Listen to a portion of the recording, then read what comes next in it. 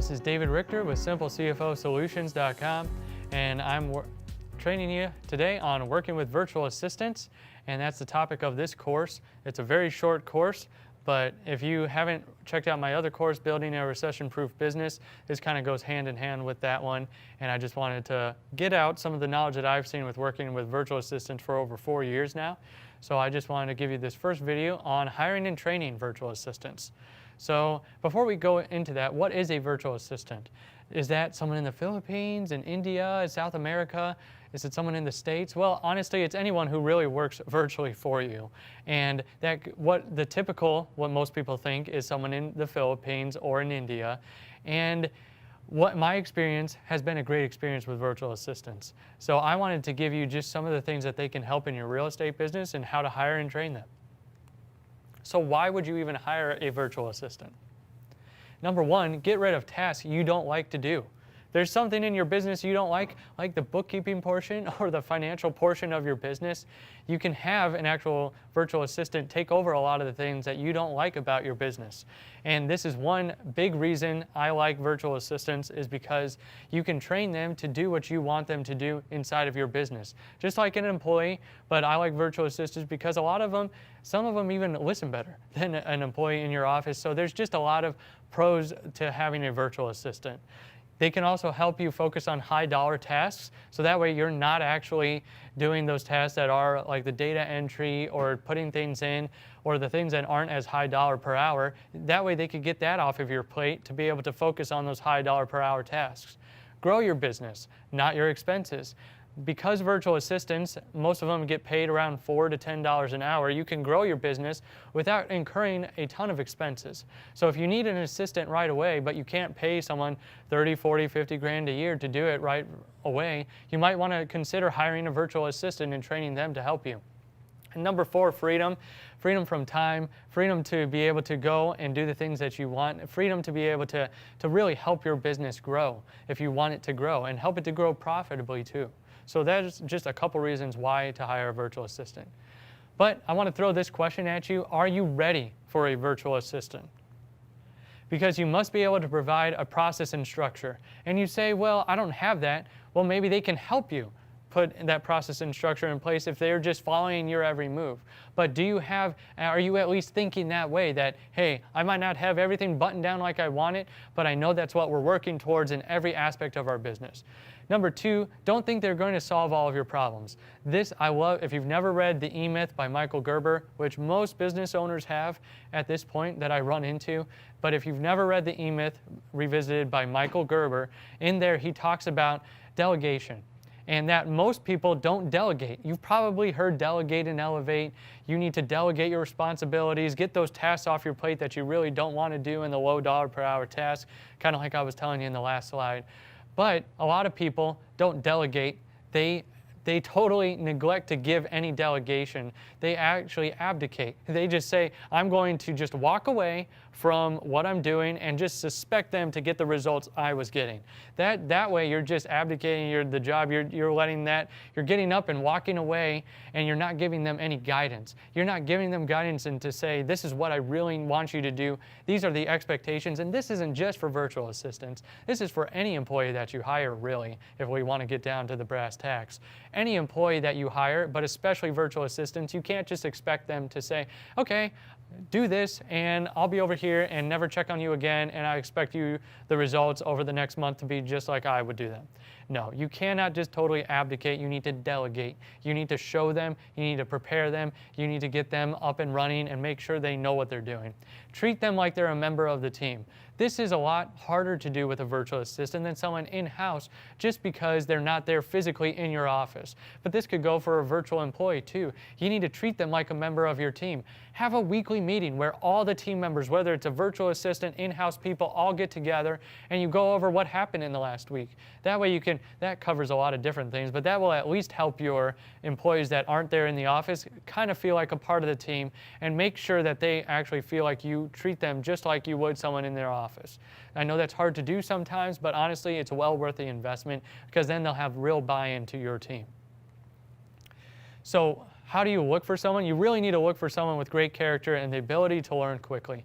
If you've never read the book Deep Work by Cal Newport, I highly suggest that. He tells in there 2 key things that you should look for, and that people that really know how to get things done, they know how to, number 1, figure out hard things, and they, number 2, implement quickly. So they're very fast and they can learn hard things quickly, and then they actually implement them. So with a virtual assistant, it's the same thing. You're looking for someone with great character and the ability to learn quickly. If they have the skills for the job, that's a bonus too. Or if you need specific skills, look for those. But even more than that, you're looking for the right person. So I want to give you some of the nitty-gritty of actually hiring a virtual assistant. For us, we use a 10-step process and have them jump through a bunch of hoops to make sure they can follow directions. We actually have 2 different types of funnels, one for salespeople that have them kind of sell themselves more if they're going to be on the phone. We have another funnel for like admin type people that say, okay, step by step by step, you have to go through these 10 things. And it's phenomenal. We have one up and running right now because we're looking for some more team members where we've literally had dozens of people start the process, but only a couple come out at the end. So we really have a low percentage of people that come out at the end, but usually those people are gold. They know how to follow directions. They know how to do different types of things because that funnel has different types of steps. It's not just email here or write this. They have to make a video. They have to do several different types of things in that whole process. So usually for every 10 to 20 that start the funnel, only 1 comes out. You can use this funnel for local hires also. So if you go to simplecfosolutions.com/VA hiring process, you can get more info on what we actually use, the step-by-step 10-step process where you can actually implement that in your business to say, this is how I want to hire a virtual assistant. The difference is you're going to actually own the virtual assistant, and I say own the relationship more than if you went to like a third-party provider like some of these other companies that provide virtual assistants. In this case, you would control how much they make, you would control that relationship, you would have a little bit more control over what they actually do too, and it's not going with an in-between third party. That might be for you, it might not, but if you want to, this is the nitty-gritty of what we do. We run them through the ringer, and the people that come out on the other end usually are really good people. Training a virtual assistant. How important is this? You need to, number 1, provide structure like we talked about. You need to provide leadership and management, which are 2 different things. Management takes the day-to-day, the numbers. Well, are we hitting our goals? Leadership says, here's what we're going to do, and gives them the vision and tells them, here, we're going to make this happen. Management says, here's the day-to-day operations of how we're actually going to do that. How we're actually going to say, this is the number of calls you need to make in a week. We're going to see how many you make per day and per week. Does that actually fit in with what you're actually supposed to be doing? And you need to not only lead them, you need to manage them also. Then the thought process of a virtual assistant. Depending on where they are and where they're from, like a Filipino virtual assistant, it cares very deeply about that steady paycheck. They might not go as much for bonuses, which they always love bonuses, but they want to know they have a steady job, that they're always going to be able to work for you, and they will, if you found a good one, they're going to perform for you.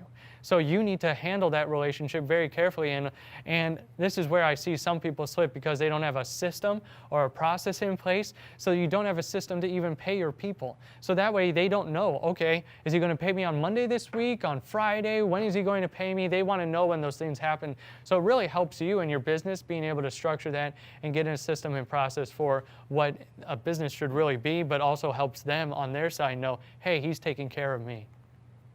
Systems. So what systems do we use with virtual assistants? For like acquisitions, we use Mojo Dialer, which is just a dialing system, and there's other dialers, but I'm just giving you some examples of what we use. So that way that you can go through and literally have someone on the phone, and there's like a three dialer where it does like 3 calls at the same time, and the first one who picks up gets that call, and then once they're done with that call, it just starts calling them again. It's a robo dialer, so that way you can keep going through a big list. Ring Central gives them a phone number, so that way they can actually communicate. So that's one of the other systems we use is Ring Central, and it helps tracking purposes and whatnot. Zoom for daily meetings and recording processes. I really like Zoom and some of these other programs where you can not only meet with people, but you can record the screen too. So even if you're by yourself and you say, hey, I couldn't make that meeting, but here's what you needed to do in order to follow this process. You screen record, send that video off to them, and now they know what to do. So I really like Zoom. Google Sheets to track weekly goals. So if you're a smaller business, you don't have a CRM, maybe you want to use Google Sheets or something where you can actually track the metrics of your weekly business. So that way you know, like, what are my numbers, not only my financial numbers, but the numbers for my business. How many calls are we making? How many contracts did we receive? How many did we send out? How many did we actually close this week? How many did we purchase? All those different types of things. Podio, this is another system. It's a CRM where that one's more of a robust, customizable system to track deals and streamline your communication. I'm not going to go deep into that, but that's just one CRM you could look into. There's Salesforce, there's Zoho, there's a whole lot of other CRMs that you can look into too. LastPass, sharing your password securely. One of the biggest questions I get with working with virtual assistants is, how do you set up security systems for them? How do you make sure they're not stealing? Well, how do you do that internally too? How do you make sure that your people right across from you aren't stealing from you? I would use something like LastPass. If you need to share a password with someone, LastPass is a great system. And there's other password protectors out there, or password share systems, where you don't actually share your login and username, your username and password. You share the access to it, but then you can shut it off at any time, and they don't even have to see the password. They get that share, they go to that website, it plugs it in for them, and they never see the password. So that's just one way we use kind of the safer functions for virtual assistants, but you could use that internally too with your internal local team. Time Doctor, this is one where you can track hours and a whole lot more. I'm not going to go into that, but a lot of people ask, how do you actually track if they're actually doing what they say? Number one, if you have reports and you're getting results and the reports are accurate, and you know they're accurate because you're having them fill it in every day, and you can like test that with the other systems you have, that's how you know if they're doing what they say, first of all, if you're getting results. Secondly, if you want a more in-depth system, Time Doctor or something to that effect can actually help them like log in their hours, record what they're doing. It tells you if they're working or on Facebook or different things like that. So paying virtual assistants. This is another key area where people ask, well, how do you pay a virtual assistant?